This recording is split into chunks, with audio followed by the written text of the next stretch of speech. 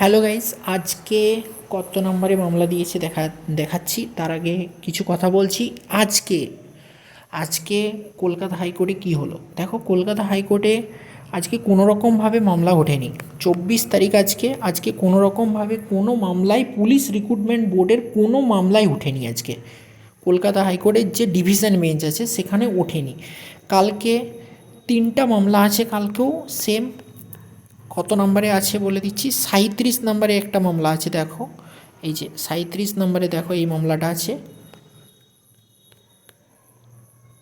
আর 107 আর 8, না 108 আর 9, এই দুটো মামলা আছে। যে কথাটা বলছিলাম যে আজকে কি হলো, আজকে তো কিছু হয়নি। এত পরে ছিল, কালকে আমি ভিডিওতেই বলে দিয়েছিলাম যে কিছুতেই কালকে হিয়ারিং হচ্ছে না, এত পরে হিয়ারিং আছে হবে না। আর আজ গতকালেরটা তো বলেছিলাম, কালকে কালকে কি হিয়ারিং হতে পারে? অবভিয়াসলি একটা হিয়ারিং হতে পারে। 37 নম্বরে যেটা আছে ওটা হতে পারে, চান্স আছে হওয়ার। ওখানেও কিছু একটা তো নির্দেশিকা আসতে পারে। মানছি ওটা একটা পিটিশনারদের মামলা, তাও তো ওখানে তো পিআরবির উকিলও থাকবে, সে তো লড়াই করবে। সেটাও তো একটা কিছু একটা তো ডাইরেকশান আসতে পারে না, সেটারও একটা দেখার জিনিস আছে যে কি চাইছে। দেখো, বোর্ড যদি চাইছে রেজাল্ট বার করানো, তাহলে কিন্তু আগের সপ্তাহে রেজাল্ট বার হয়ে যেত। কেন বার হয়ে যেত? তুমি দেখো, 12 তারিখে ইন্টারভিউ শেষ হয়েছে, 12 তারিখের পরে 2 থেকে 3 থেকে 4 দিনের মধ্যে বের হয়ে যেত। কারণ তুমি দেখো 30 তারিখে, 30 তারিখ থেকে তুমি দেখো, নভেম্বরের 30 তারিখ থেকে এরা খুব স্পিডে কাজ করেছে, কিন্তু স্যালুট করতে হবে। এদের যে কাজ করেছে স্যালুট জানাতে হবে, এত স্পিডে কাজ করেছে।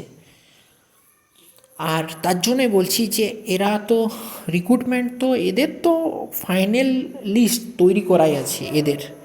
জাস্ট এদের কোনো কিছু একটা অসুবিধা হয়েছে, যেটা লিগালি ম্যাটার, সেজন্য এরা পাচ্ছে না রেজাল্টটা বার করতে। না হলে রেজাল্ট বার করে দিত, এতদিন রেজাল্ট হাতে পেয়ে যেতে সবাই। আর রেজাল্ট কবে প্রকাশিত হতে পারে? যে কোনো দিন, যে কোনো মুহূর্তে, যে কোনো দিন।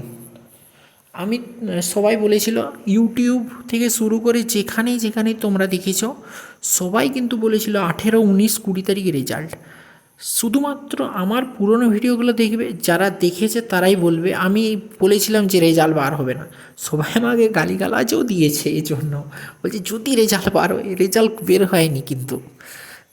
কারণ আমি এই কেসটা দেখেই বলেছিলাম যে রেজাল্ট বার হবে না। ঠিক আছে, একটা তো সমস্যা অবশ্যই সম্মুখীন হচ্ছে পিআরবি, না হলে রেজাল্ট কেন বার হবে না? ঠিক আছে। আর যে আন্দোলন, সে আন্দোলন করো, সবাই মিলে করো, অসুবিধা নেই। আন্দোলন পারমিশন নিয়ে কোনো আন্দোলন করলে অসুবিধা নেই। ঠিক আছে, শান্তিপূর্ণভাবে আন্দোলন করা যেতেই পারে। তার আগে যদি রেজাল্ট বের হয়ে যায় তাহলে কোনো অসুবিধা নেই। আর নতুন ভ্যাকেন্সি অবভিয়াসলি আসবেই আসবে, আসবে তো 100%। ঠিক আছে। আর কেপির রেজাল্টও ভোটের পর আসবে। আর বাকি যেসব রিক্রুটমেন্টগুলো চলছে এসআইয়ের, সেগুলো খুব তাড়াতাড়ি রেজাল্ট বার হবে, খুব তাড়াতাড়ি রেজাল্ট বার হবে ভোটের পর। ভোটের আগে আর কিছু হচ্ছে না, শুধু এই কনস্টেবলটার হওয়ার চান্স আছে। এবং জয়েনিং যদি পার্সোনালি বলো, অবভিয়াসলি এই জয়েনিং হয়ে যাবে।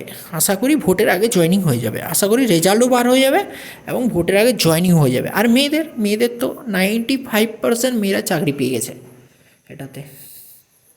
এত কম মেয়ে পাস করেছে, যে ভ্যাকেন্সি আছে তার সাথে একদম মিশে গেছে মেয়েদের, পুরো মিশে গেছে। এটাই হচ্ছে ডাটা, মিশে গেছে। মেয়েরা ম্যাক্সিমাম মেয়ে চাকরি পেয়ে গেছে, অলরেডি পেয়ে গেছে, ওরা পুলিশ হয়ে গেছে অলরেডি। ওদের জাস্ট সেই দিন কনফার্ম দেখতে পাবে, আর কি, আর কিছু না, ওরা চাকরি পেয়েই গেছে। এটাই বলছিলাম, আর কিছু না, যে কালকে দেখা যাক কী হয়।